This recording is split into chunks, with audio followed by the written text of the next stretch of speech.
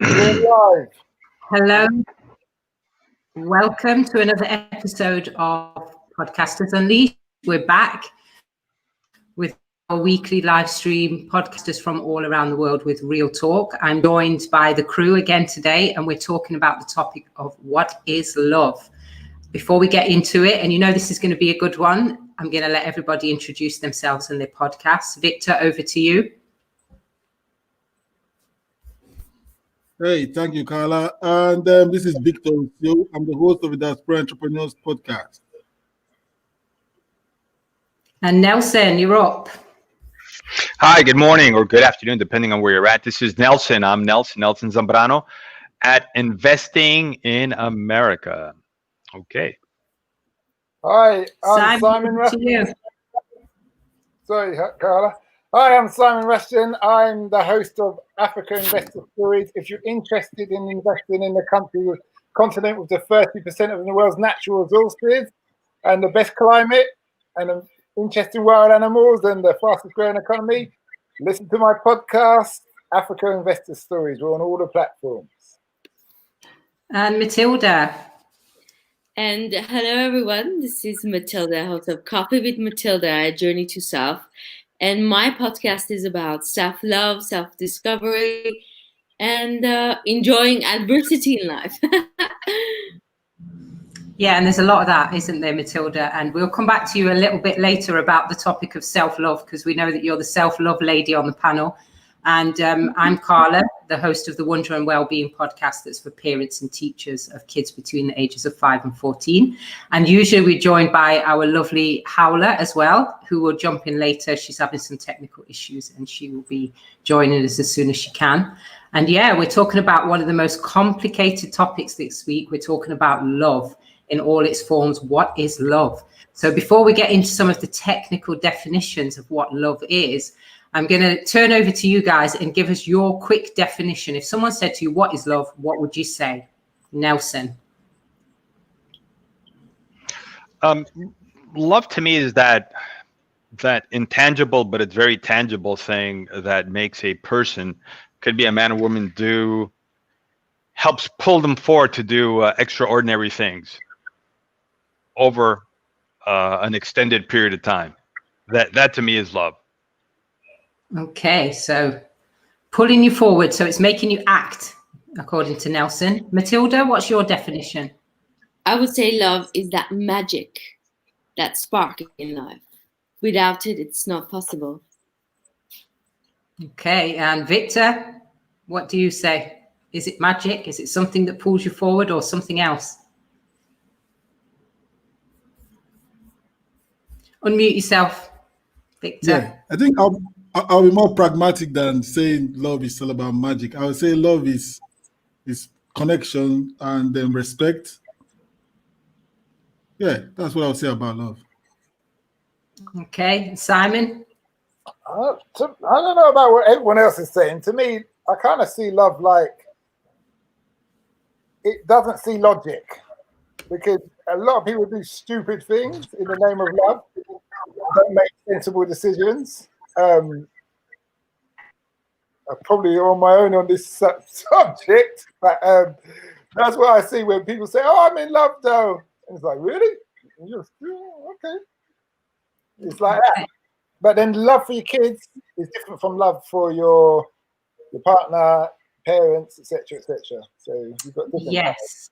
Absolutely, yeah. And before we let Howler, we're just going to let Howler settle in. She's here, she's joined us. Welcome, Howler. Before we let Howler introduce herself and tell us what her definition is of love, I want to pick up on what Simon said there as well about different definitions of love. There are lots of definitions for love. And actually the best definition that there is out there that kind of sums everything up is it comes from the Greeks. And we don't know if the Greeks got it from somewhere else, but the Greeks had 8 definitions for love. They had a definition for the love between friends. They had a definition for the love between lovers, so the sexual erotic kind of love. They had a definition for unconditional, divine and selfless love.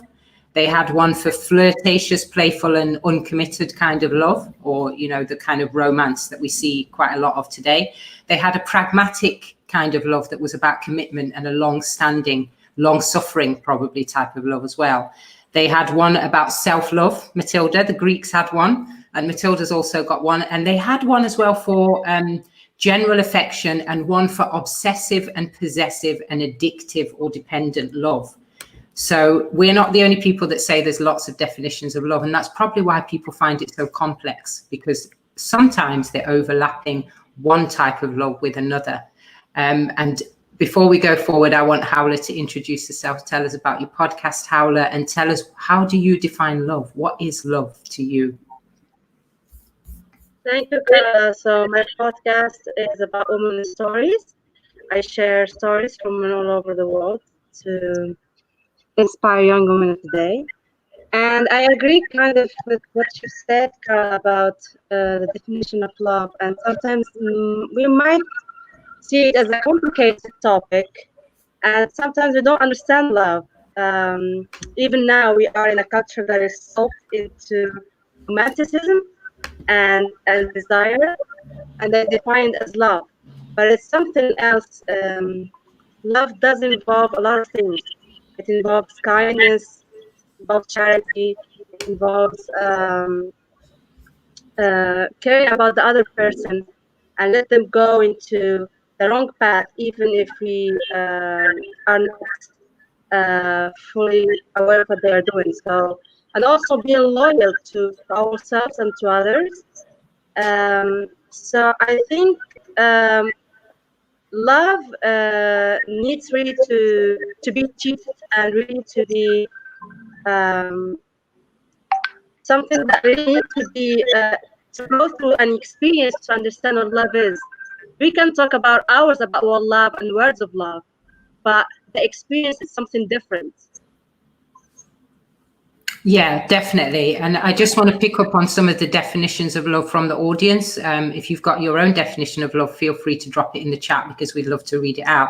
So Andy says, saying that love means to be deeply committed, deeply connected and committed to someone or something. And Marianne Rothman is saying, wow, big topic. Absolutely. Yes, Marianne, it is a big topic, and we're going to try and pick it apart a little bit. And we also had some of the Greek definitions for love that are up there, and we'll refer to them a little bit more as we go along. So we've had a number of different things come up there, haven't we? We've had about community and family, and about self-love, and what's not good love. And I want to pick up on the idea of what Howler said about romanticism and the role that romanticism plays in how we view love. So Howler, can you just talk a little bit more about that? Elaborate. What do you mean by romanticism, and how is that an issue when we're talking about what love is? Actually, it's simple. Like when you see now in the social media, or even in the mainstream media, or in the original movies, you see all this love, and this we need to give unconditional love, and it's romantic.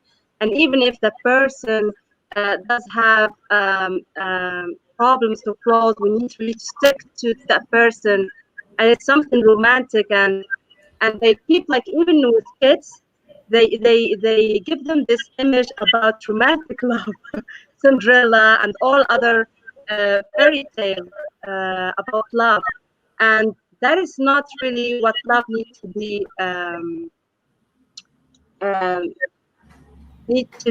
diffused in this world. So I think that people always relate love to romantic, to partners, and they really forget about the real value of love. The real value of love is really to love yourself and to give to other people, and it's not just about romantic relationships. Yeah, that's definitely true. I think there's a lot of emphasis on romantic relationships as the definition of love, and as the ideal forms of those relationships, which very few people's romantic relationships mirror the ideal forms. And quite often, if you're comparing your ideal relationship to the one you actually have, you probably wouldn't feel there was much love. But also on the topic of self-love, Matilda, this is one of the things that your podcast focuses on, isn't it? And I know that you're a big cheerleader for self-love. So I just want you to pick up on anything that Howler said, and also what do you define as self-love, and why is that important? Actually, it's interesting. Lots of people don't talk about self-love, and they think it's very selfish to love yourself. But I think you don't have any healthy relationship if you don't have a healthy relationship within yourself. You cannot be a good daughter, you cannot be a good parent, you cannot be a good lover or good friend if you have issues with yourself, if you're not liking yourself. Why someone else wants to come out with you? You want to find a romantic partner, first ask, would you like to go out with yourself? If the answer is no, then maybe you need to work on certain things in you. And I think everything starts with you and ends with you. If you fix elements in you, you're gonna enjoy your company, and therefore other people will enjoy you as well. So lots of philosophers, I mean, one of the Aristotle says, when it comes to love, self-love is the prerequisite for everything. So yeah. And Matilda, what do you think are the problems that arise in people's lives when they don't have that self-love? And also, where does that lack of self-love come from? What do you think? I think the lack of self-love comes from not having enough time spending with yourself, not enjoying, I think the cultures and society dictating that if you're going to a restaurant alone, it's something taboo. If you're going to movie alone, it's something taboo, for example. They look down to that concept. But I think you need to enjoy yourself. You need to figure out who you really are. You need to be able to sit down in front of the mirror and say, okay, I stink. Where do I stink? Where are the problems? And you can go deep inside. It can cause a lot of pain as well, because you might see some things that maybe it's from childhood. Usually it's from childhood, and it's going to be very uncomfortable to face, but you need to face it. You need to realize certain things and then overcome it, and then you're going to be enjoyable for other people automatically. If you don't have that kind of a relationship with yourself, you're always looking for people to give you approval. You're looking for, you become needy in a relationship. You try to do lots of things for other people so you can be liked, but you don't need that if you're comfortable with who you are, if you really love yourself. Other people. 1 second, we've got some comments that came in. Mariam Rothman says a love can be a noun, an adjective, and a verb. Galia Ishkakova, who is actually a women's happiness coach, a relationship coach, she says, as a coach of women's happiness, she agrees. And then she also says childhood trauma, culture for sure, yes. Andisa Kumalo says, the challenge these days is people refuse to do their shadow work, and therefore, shadow work, I don't know what that is, but shadow work, maybe that's homework, and therefore they think they can outsource it through a romantic relationship or platonic relationship, which is problematic. And again, Galia, as a relationship coach, she says, of women's happiness, she says, I agree. Yeah, and just to pick up on that comment from Andisa there about the shadow work, she's talking about that internal work that you do with the parts of yourself that are not so obvious on an everyday basis. And that's where what Matilda was talking about, where that self-love begins. The self-love becomes really important, but more important when you know who you are. The shadow work is about knowing all the different aspects of yourself, who you are, where those things come from, and knowing that despite everything about you, you're still lovable and you still have a value. And when you have that, you don't need to go out in the world and convince people that you're lovable, because you just be you, and you naturally attract to you the people that are going to love you in all the different capacities, not just about romantic relationships, but about your friendships, your colleagues, your networks, your team, your fellow podcasters, because we have that here. We have a community where we show that love to each other, and we have lots of things that we get here that we wouldn't be able to get anywhere else. And that's because we've been doing that work on ourselves and reaching out to other people and connecting with people. And I think connecting is a big part of love as well. I think through connecting, even if you are having a struggle with yourself, you learn to love yourself more when you connect with other people. What do you think about that, Nelson? What do you think about community? And I can see Matilda, because this is her area, she's going to jump in a second and tell us a bit more. But Nelson, what do you think about community and friendship and love in relation to those different areas of your life? And also that self-work that we're always talking about in this group. Yeah, well, I mean, it's all interrelated. It's not all the same. You know, we all have a mutual friend, and one of his sayings is through community you can do everything. When you build a community, you can do everything, and that's love, that's affection, that's tough love in there.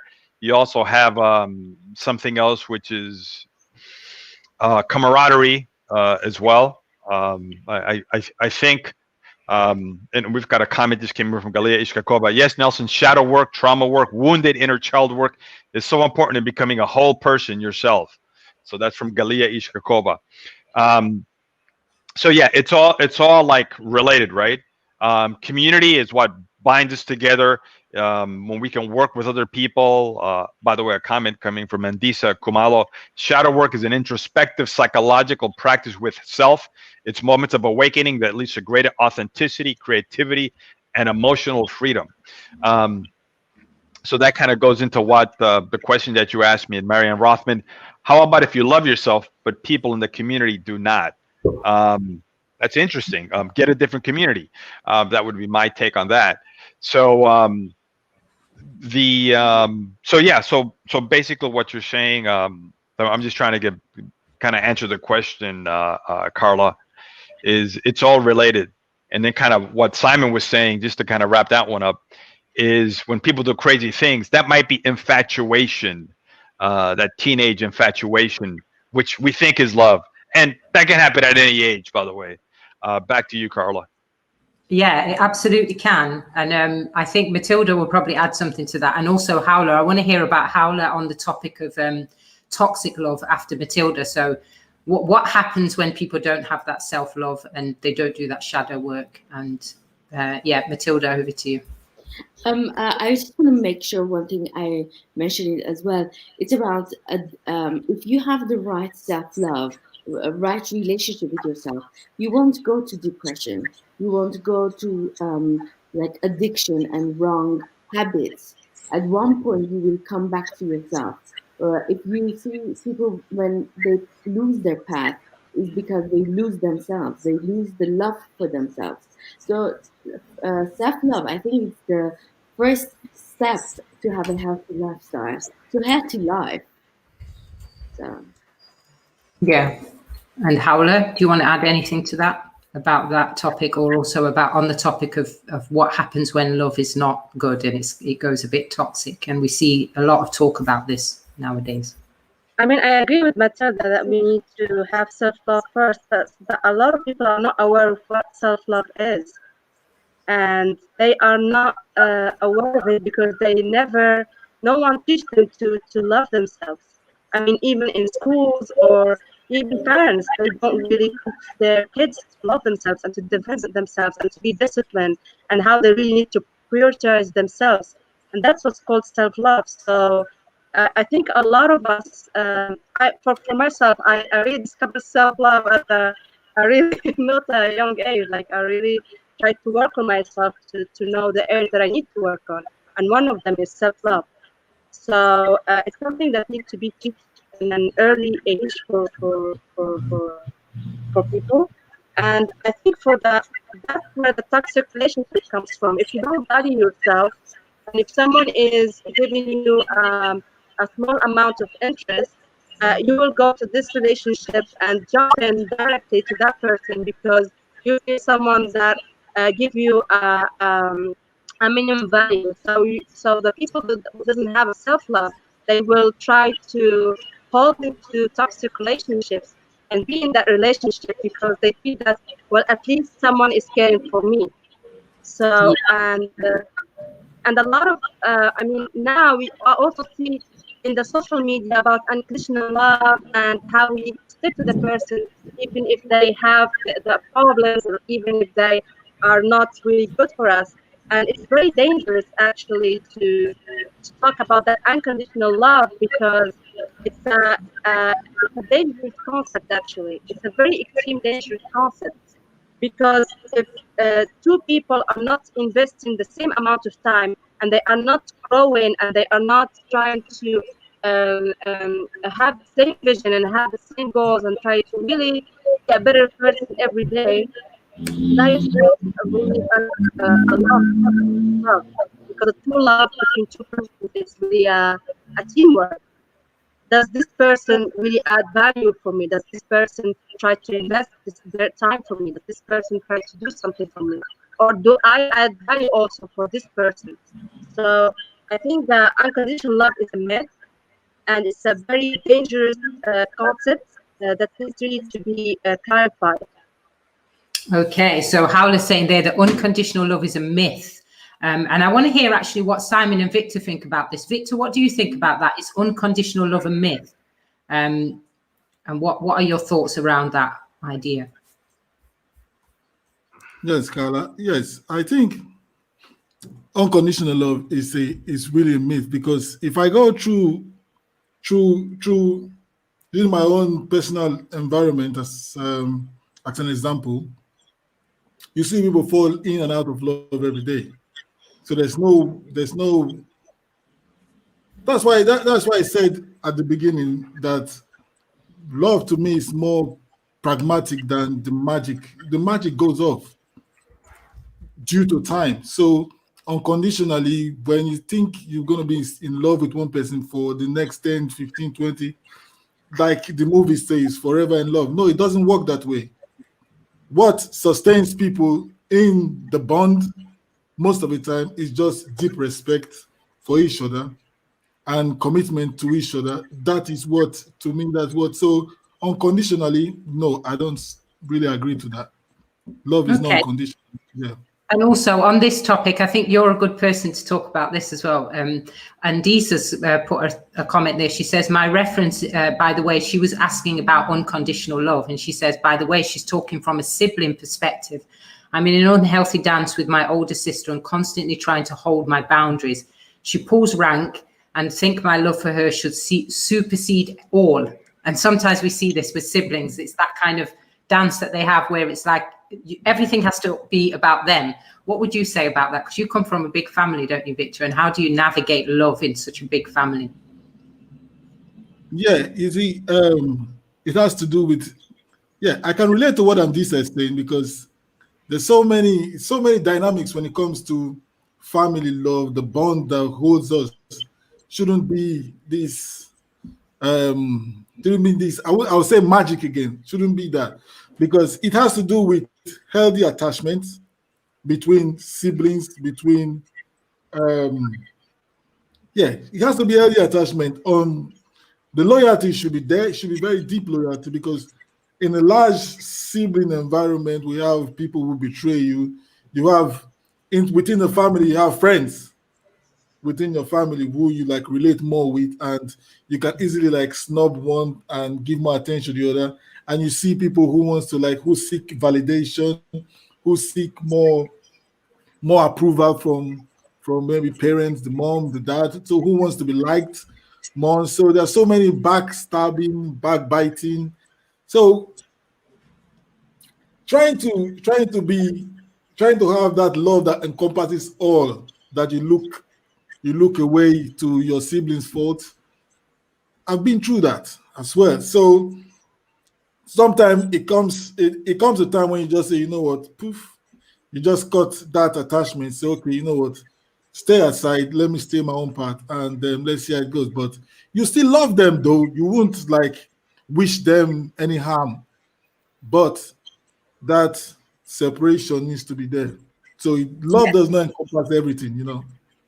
Yeah, so we're talking there about healthy boundaries, which Howler also touched upon. So whatever the relationship is, and who it's between or involves, it needs healthy boundaries. And I know Nelson's going to read some comments, and then I want to jump over to Simon to pick up on this topic about masculine and feminine seeing love differently. Galia says. So we've got comments coming in like rain in Florida. Okay, from Galia Iskakova. She has a question actually for Matilda. So that's going to, I guess, wrap that around. Galia's question was, let me find it right here. We had so many comments come in. It was the difference between, and I'm going to see if I find it. A question, Matilda, how do you see the connection between self-love and self-worth? So hold on to that because I'm going to read out some other ones here. And from Kurt Danskin, fascinating topic. Unconditional love is a goal. As humans, we do not have the capacity to love unconditionally, but it should be the goal for which we all strive. Thanks for the topic. And then Galia actually said, I guess masculine and feminine love, masculine and feminine see love differently always. Mom and kid is unconditional love. So I'm going to go back to the question. Well, I'll turn it over to Carla, but the question from Galia Iskakova is the difference, Matilda, how do you see the connection between self-love and self-worth? And then I guess after we've got the other one. Back to you, Carla. Before Matilda answers that, I just want to jump over to Simon and talk about the difference between masculine and feminine and how love is seen differently by different people. Simon, what are your thoughts on that? Do masculine and feminine see love differently? And is the love between mom and kids an unconditional love? I've heard this one quite often. I'd be interested to hear what you think. I'd say different people, different things. You get the typical scenario where the kid may have done something, and no matter what the kid does, the mum is in denial about it. No, it wasn't my child. It was, or if it was him, it was another kid who's influenced him, and that kind of thing. So no matter what, she's making excuses. Where typically, stereotypically, I'm speaking, a father would turn around and say, "Yeah, my son's he's a pain in the ass. He's an evil little, yeah," and that he would accept the fact that his child's a certain way. But then, on the flip side, it may be different when you're looking at your daughter. You may want to make, as a father, daddy's little girl, you may want to make excuses for your daughter in that respect of things. But I just want to touch on something that was raised. If people say you fall in and fall out of love, then my thing is, if love is eternal or everlasting, then clearly it must have just been lust, if you see what I mean. Because if you're really committed, like you put your hand on a good book and say, I'm going to stay with this person and I'm going to do a life sentence with this person, then how can you say something's happened now, I'm off? Do you see what I mean? Love is not going to have any conditions. Now, fair enough if you want to say you've got different kinds of love. Yeah, love for your child is different for love for your partner, to your parents, to different genders of your child, boys or girls, depending on your father or mother. To me, that's another, that's debatable. But my thing is, people throw around this love thing. It's like, really? Really? How long have you been with them? Really? Oh, you're leaving now. Oh, but I thought you was in love. Oh, no, I fell out of love. Yeah, carry on. Yeah, to me, it just don't make sense. Now, if let's say I look at Victor. Victor's been married for years. If he turn around and tell me he's in love, yeah, you're doing your time, aren't you? You ain't going nowhere. I can work with that. But don't tell me you've been married, and this and that, and then you've been in love with everybody you bumped into. Nah, it's on your bike. That kind of thing, So real love then is rare. Would you say that real, true love is very rare? Yeah. All right, look at it like this. Obviously, my parents are Jamaican. I look at my grandparents. They done what, 50 years together? Regardless of what happened, they held the course. There's something in that. Why do you think it doesn't happen so much now? Why is it more common, do you think, Simon, for people to give up and to, especially when the magic that Howler was talking about dies? Why do people give up, do you think? Why is that different? Well, the question is, what people really looking for? Because some people are influenced by different things. Some people are influenced by social media. They have a vision of how things go. And if it doesn't, social media or TV today says, yeah, get a new man, get a new woman. Yeah, but that's the message, isn't it? Yeah. You know, what I used to have a friend, and he tell me he worked in a barber shop for rich women in Chelsea, no, hair salon, and the women's slogan used to be, "Don't get mad, take heart." That was the slogan. Okay. They don't even come in with love. Love don't come into that because they're planning already for any little thing. Take half and move on. You see what I'm saying?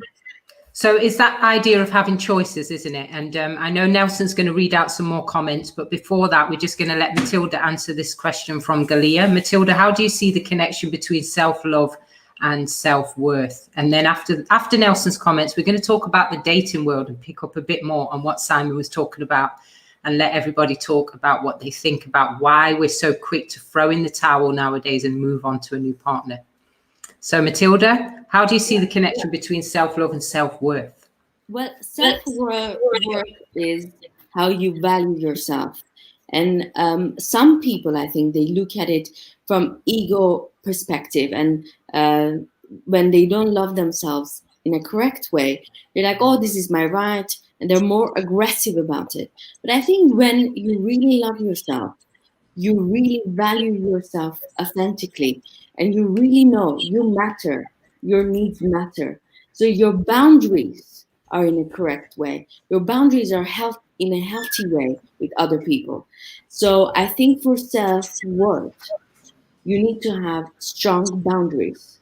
Strong boundaries with your kids, strong boundaries with your romantic partner, with your friends, because your needs need to be met at that relationship. Otherwise, you're going to lose yourself. You're going to lose who you are. And when you lose who you are, you're not going to like yourself.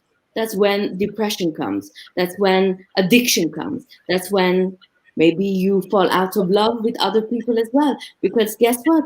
You're not loving yourself and you're betraying yourself. So self-worth comes with boundaries. And that's the essential part of self-love. And do you think that that is one of the reasons? Because what you described there, Matilda, it sounds like what tends to happen when people have breakups as well. So quite often, especially women will describe a situation in the relationship where they give and they give and they give and they give until they're broken themselves down and then they abandon the relationship. Do you think that that lack of self-love has something to do with why there are so many breakups and why people tend to choose different partners so often now? I think that's what it happens because, you know, when you meet in a relationship, you really need to know who you are. What are your needs? Is this person can satisfy your needs? If it doesn't, then why you're continuing or why you're not communicating that, okay, I love you, but I need this. Can you give it to me? And because you think you're not worth it, maybe you're not asking it. And at the beginning, everything is rosy. You give and you enjoy it because it's a honeymoon stage. And then after a while, you're like, okay, I gave, I don't know, my youth to this guy. I gave kids to this guy. And then what happened? This guy doesn't even appreciate me. But reality is, you didn't appreciate yourself at the beginning because you didn't put the right boundaries. You didn't value yourself. You didn't think that you matter. Okay, thank you for that, Matilda. Nelson, over to you. We've got so many comments now, so I'm going to let you pick up on it. Yeah, we've got comments coming all over. Okay, and I'm going to read them in no particular as I catch them. From Tusani. Tusani over there in South Africa. Unconditional love should be free from attachment and expectation.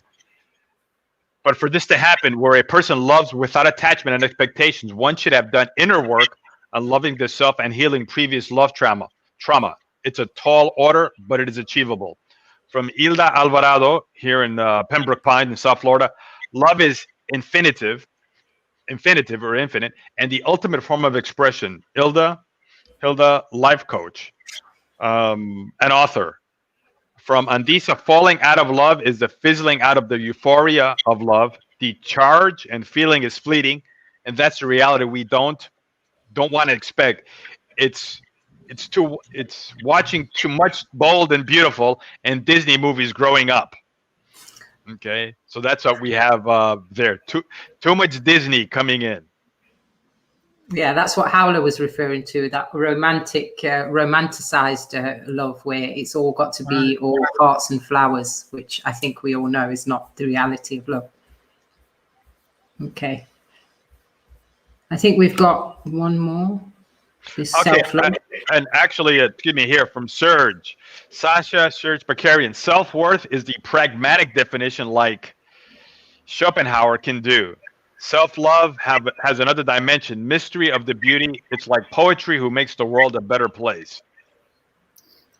Yeah, and love is actually a topic of a lot of literature and poetry and things like that. And I think that is also, sometimes it can be good. We've got some really good expressions of love from literature and poetry. But then also, I think it can also be like television. Like if you read too many romantic novels and too many books that have romanticized ideas of love, you can also find yourself in that trap where you expect everything to be fun and exciting. And it doesn't matter, we're not just talking about couples love there, but even in friendships, you can sometimes have that romanticized idea of what a real friend is, you know, or what a good mum is, or something like that.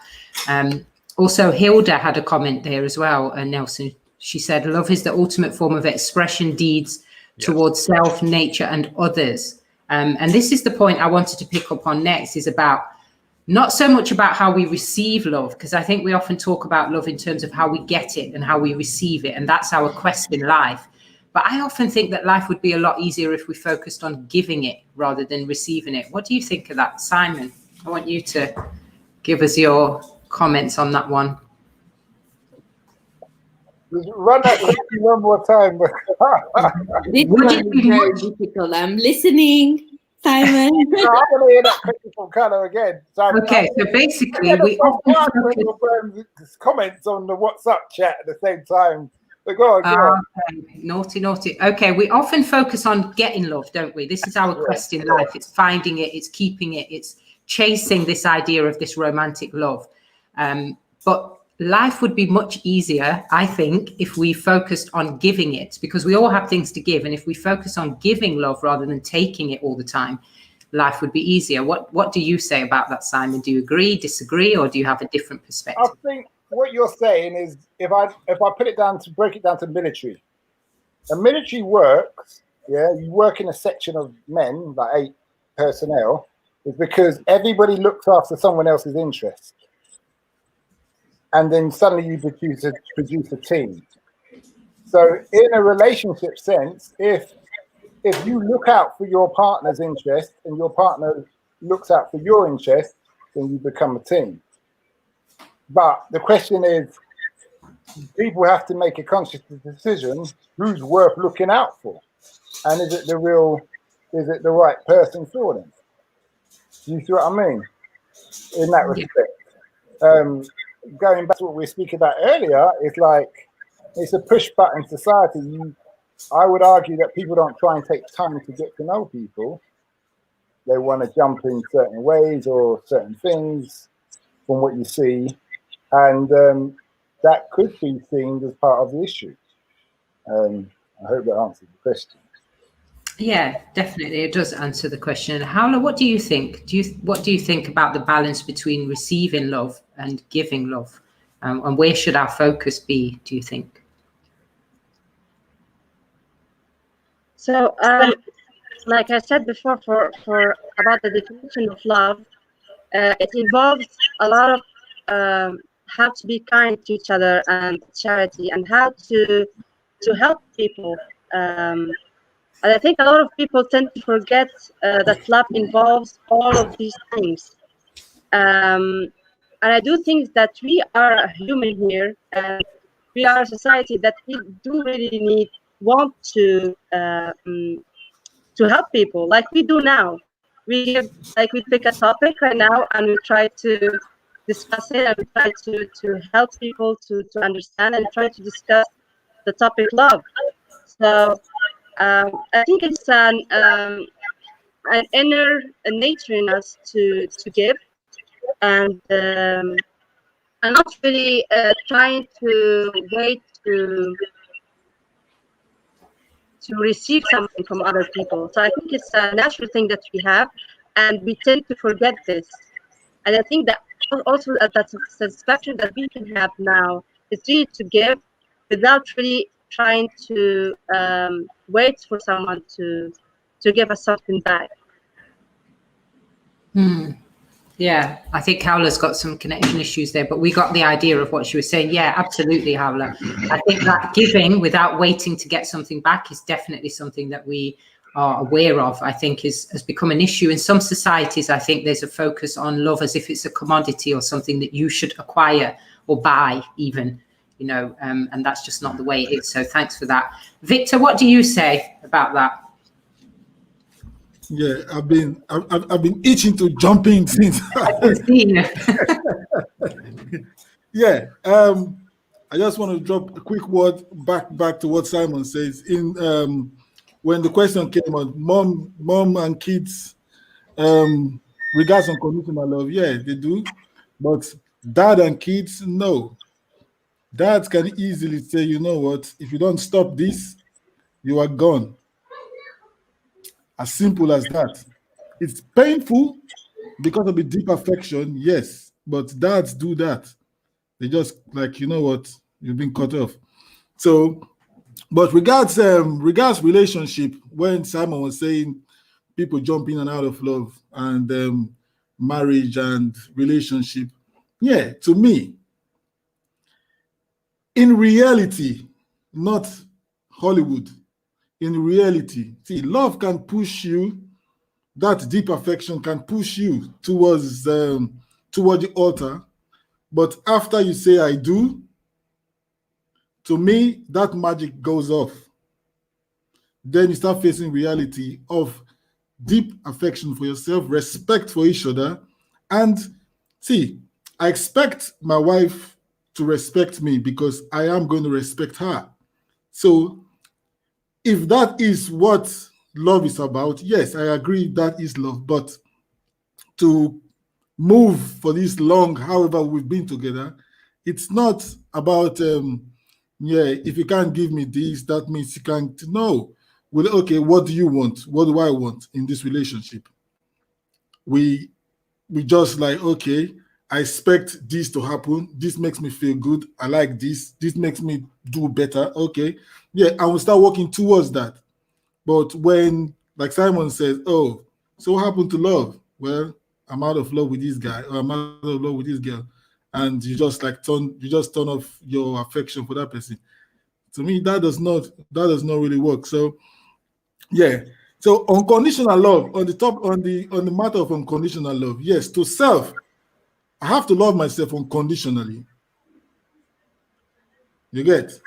I have to love myself unconditionally because I know that I'm putting my best foot forward.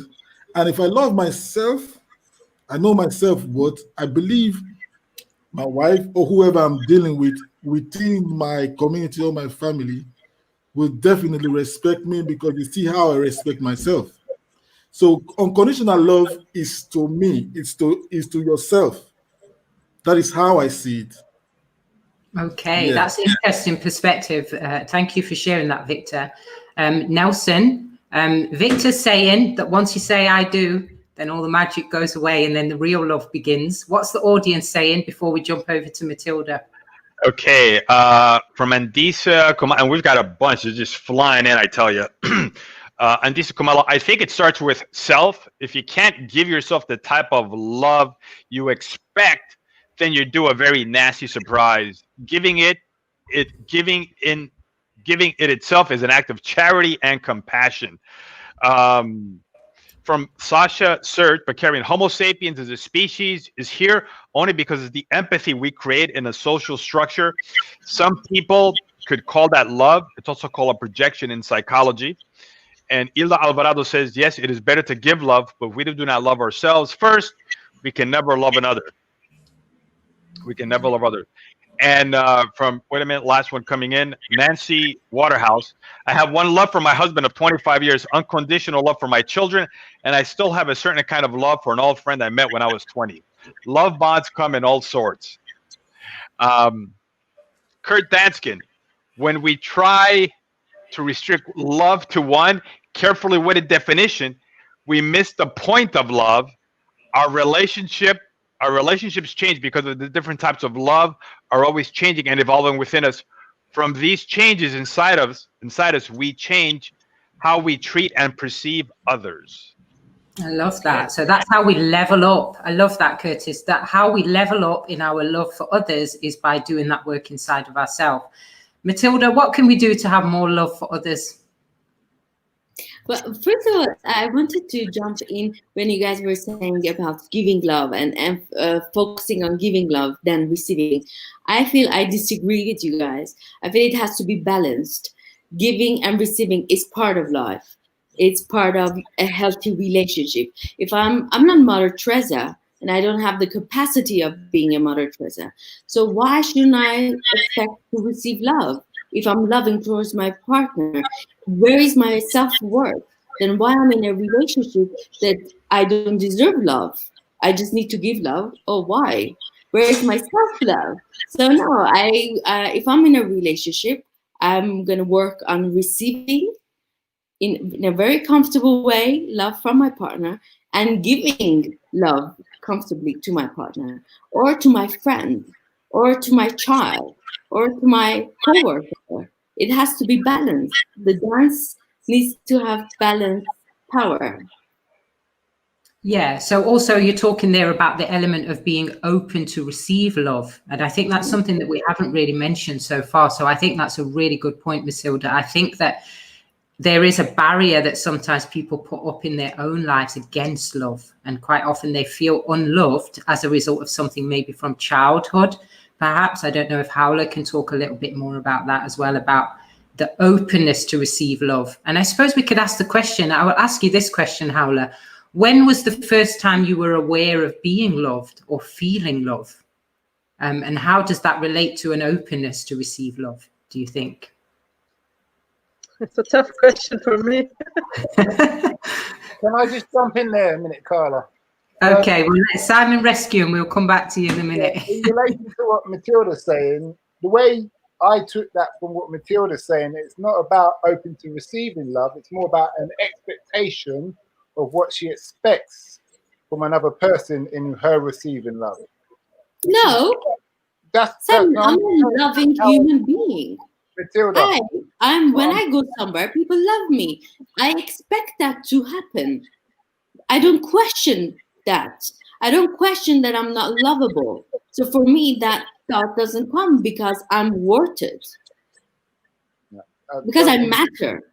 I don't think you hear what I'm saying. Don't worry. Let's move on to it's an expectation. No, it's just that's how it is.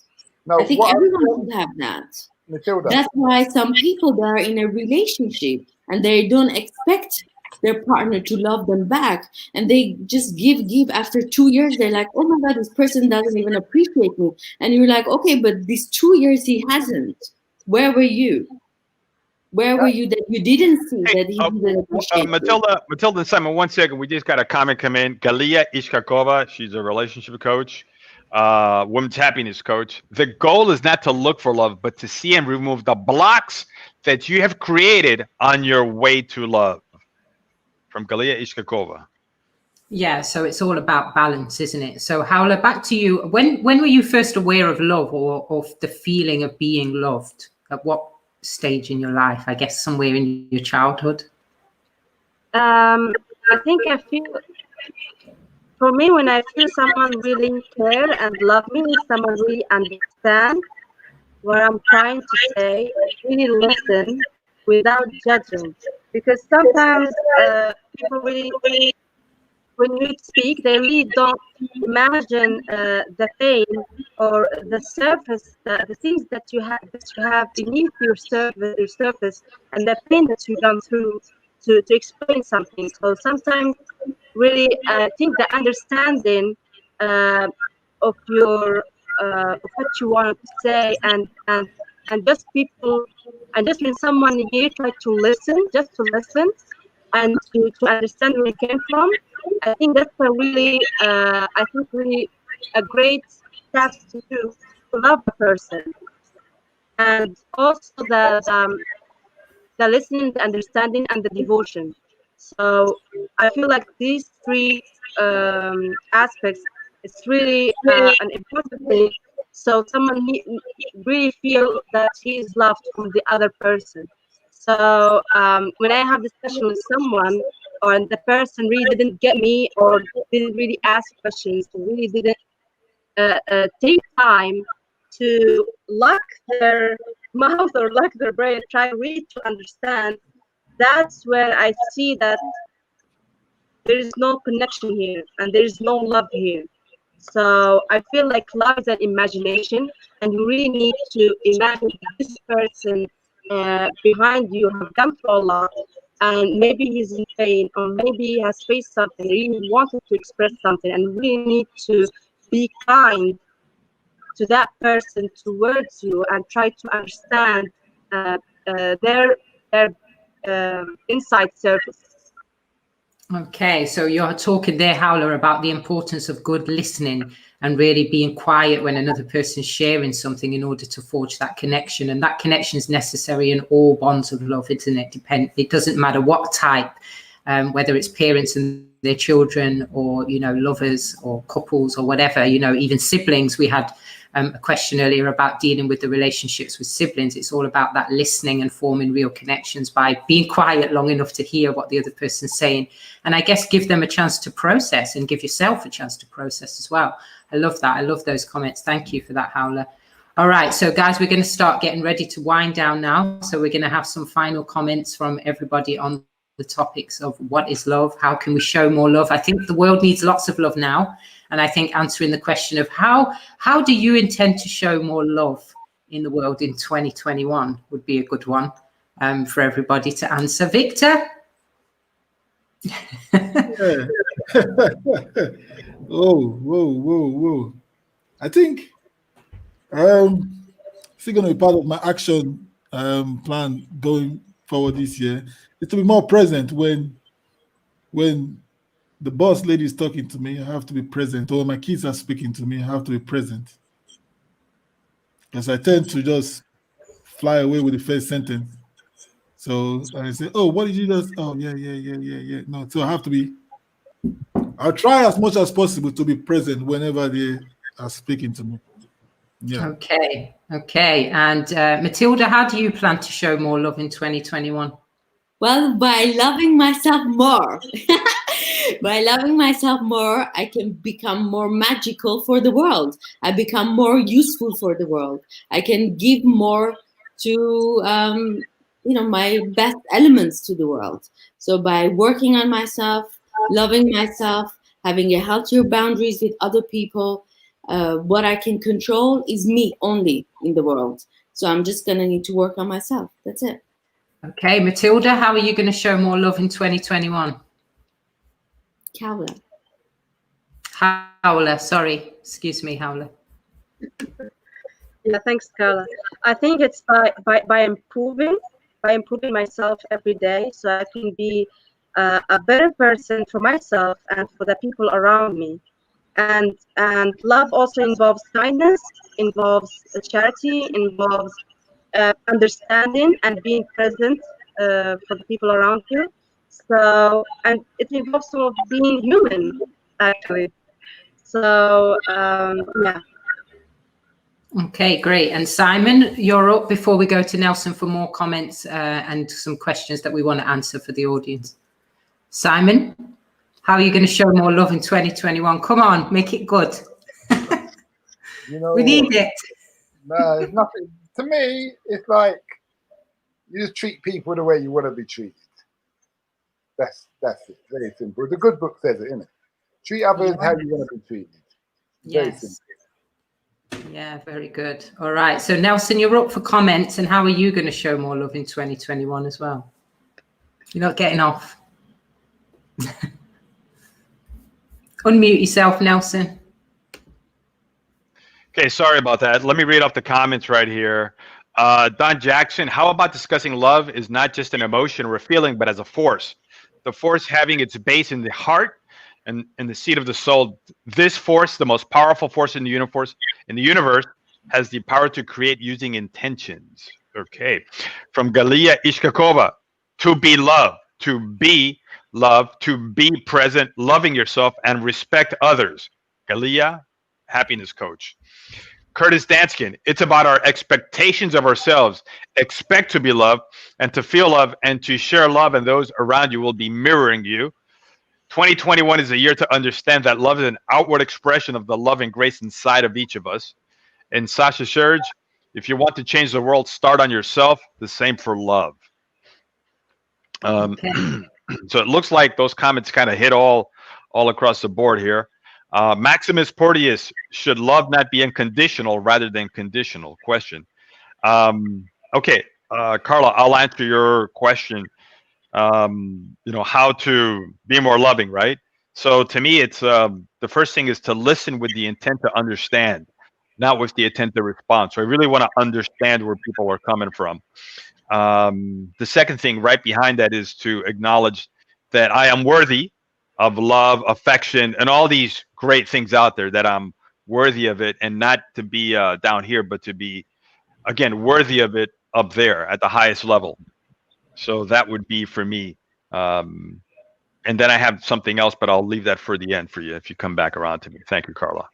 Okay. All right. So we're reaching the end, guys, and you're up for final comments. Any last points, things that you want to share with the audience so that they could have more love in their lives? Simon?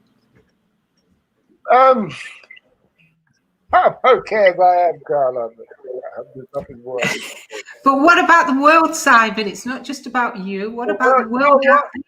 The world's going to go on. People are going to piss each other off. Some people, and everyone's going to die. Taxes and death. That's what we guarantee. I don't know about love coming into that, but still. Okay. But would you like to find more love in your life in 2021, Simon? All right. If someone's got the lottery numbers, that's my kind of love. Yeah. Okay. So the love of money, Simon, is that what you're talking about there? Yeah, something like that. Yeah. All right. Then, Matilda, final thoughts. How can people have more love in their lives? And what do you want to share? Unmute yourself. I would say spend more time with yourself and trying to enjoy yourself. And once you realize that, oh my God, you're enjoyable for yourself, you're cool, and you love yourself, you would like to hang out with yourself, other people will come around. Your kids will enjoy you more. Your husband will enjoy you more. Your wife will enjoy you more. Your friends will enjoy you more. So yeah, have fun with yourself. Flirt with yourself. Be sensual with yourself. Okay, and Howla, final thoughts? I think love is the answer of the major problems that exist in this world. I think we need to understand what love is. There's a lot of misconception about love, and we need to understand what love is, and to get away a little bit from the social media and try really to do the inner work. And like Matilda said, start with ourselves, and then we can start to improve ourselves and the people around us. Thank you, Howla. Victor, final thoughts? Yeah. 2021, final thoughts on the word love. Yes. See, like Tyson would say, everybody has a game plan until they get punched in the face. Yeah. So, yeah, love, so good. It's all, yeah, love, yeah. But when it comes to the real deal, when your partner gets the sack, or you lose the job or something like that, it's not love is going to carry you through. It's respect, understanding, and yeah, those practical stuff is what's going to carry you through. But for me, if I want to go on the fluffy side, I would say yes, care for one another. Yeah, just let love guide us in 2021. Okay, so on its own, it's not enough. You've got to put it into action. Okay, Nelson, over to you for the final comments and final wrapping up. Okay. I mean, for me, love is, people talk about the magic, right? So the chemistry. So chemistry can be recreated. Chemistry for me can be built, right? There's recipes like in chemistry. So, love has a lot of components to it. One is probably, attraction, shared experience, common goals. What are we building? and looking out for another. So we have to put all these things together, right? And then they kind of grow over time. I think a big thing is we as human beings need to get a good ethic, like a good ethic for building a relationship, a good ethic for building love.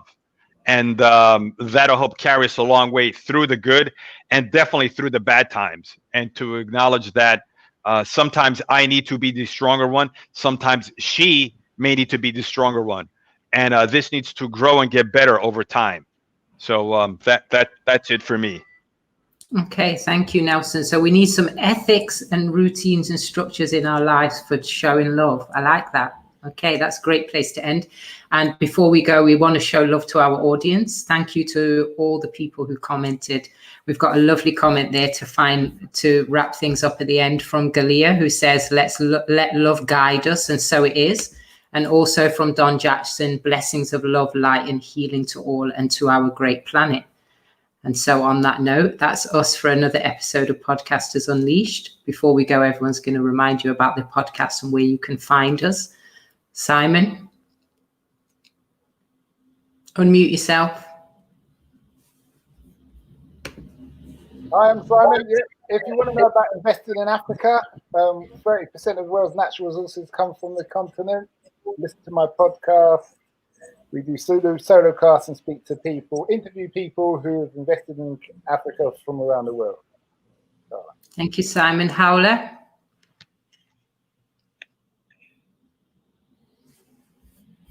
I think Howler's... We'll come back to Howler. Matilda? Mine is Coffee with Matilda, A Journey to Self. And it's about self-love, self-discovery, and enjoying adversity in life as part of the journey. So, yeah, you can find me everywhere where the podcasts are. Victor? Unmute yourself, Victor. The podcast is Diaspora Entrepreneurs. So you can find me anywhere, Spotify, all your major platforms.